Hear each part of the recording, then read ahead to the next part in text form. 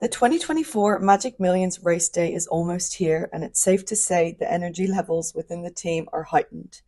Not only is it a big week of selling, but it's also a big weekend of racing, and the Waterhouse Bot Camp have a very strong hand across the day at the Gold Coast on Saturday. Starting with the Magic Millions 2-year-old race, you and Gai have the favourite, Storm Boy, who is an unbeaten 2-year-old colt by Justify.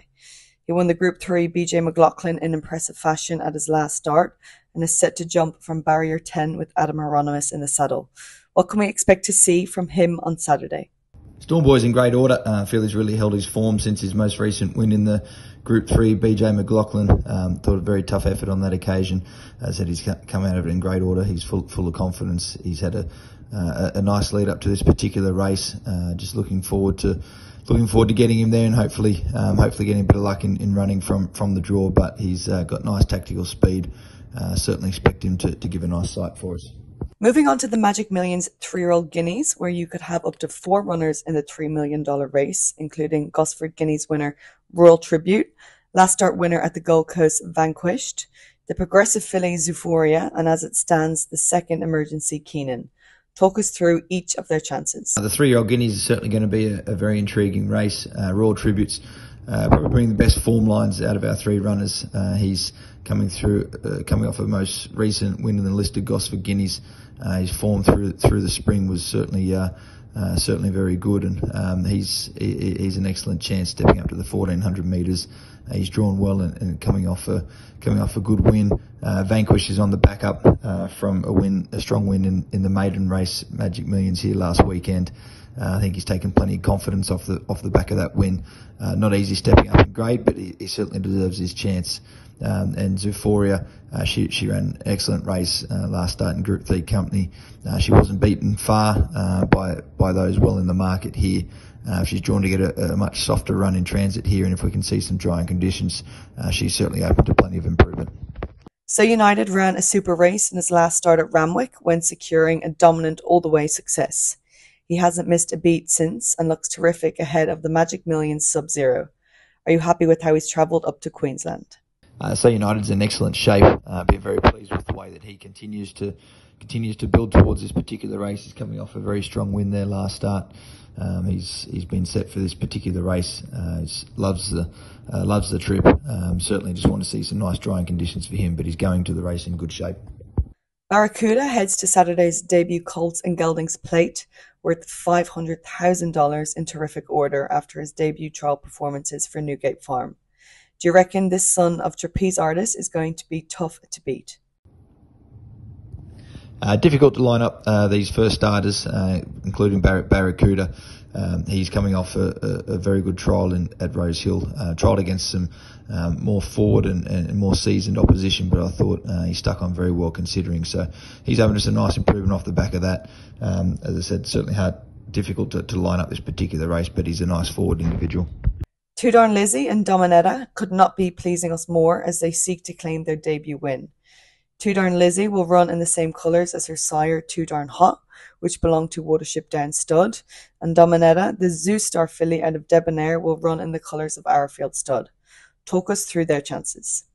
The 2-year-old filly is going to be a fascinating debutante race.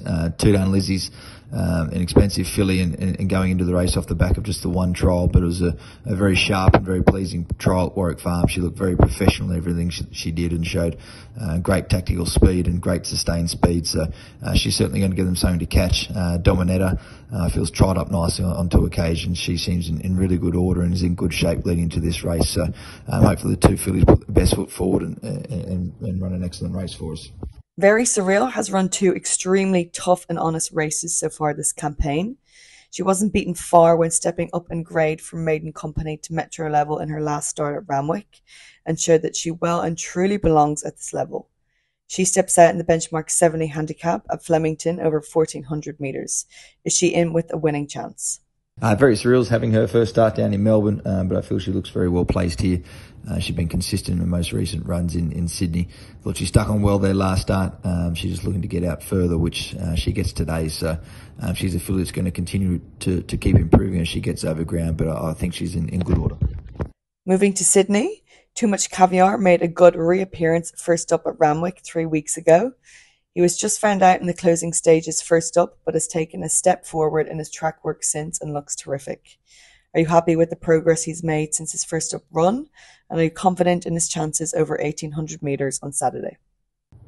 No doubt too Much Caviar was disappointing there last start. Hopefully we can see him bounce back off the back of that run. And he's had a few weeks in between runs and plenty of time to show the improvement, which I think he's taken. He was first up on that occasion, just first up a tough run at that trip. May have just been a bit too difficult for him, but he'll bounce back and continue to improve. Chap ran a terrific race first up at Canterbury on New Year's Day to win in decisive fashion. She will look to keep her winning streak intact in the benchmark 78 handicap over 1200 metres. What can you tell us about this 3-year-old filly by Minari? Chap won very well last start, breaking a maiden and breaking it in style. She's stepping straight up in grade here. No doubt she's going to have to continue to keep improving. It's been a relatively quick turnaround for her, but she's a filly that's shown plenty of nice potential going forward. So, she gets her opportunity to prove that, but I think she's in good shape. She gets a nice lightweight here, and hopefully she can show that progression. Wast Of Youth returns to the races at Nowra on Sunday in the maiden plate over 1400 metres, with jockey Jean van Overmeer booked to ride. She was slightly disappointing in her first up run at Gosford 2 weeks ago. However, she's been pleasing us in her track work since and appears to have taken a step forward. Is she a winning chance? Wast Of Youth was no doubt disappointing there last start, but she just ran a distance short of her best, out-sprinted late. So she showed plenty of nice qualities in that particular run. She's going to stepping back in grade here and up in trip. I think that's the key for us. So hoping to see a turnaround in her performance.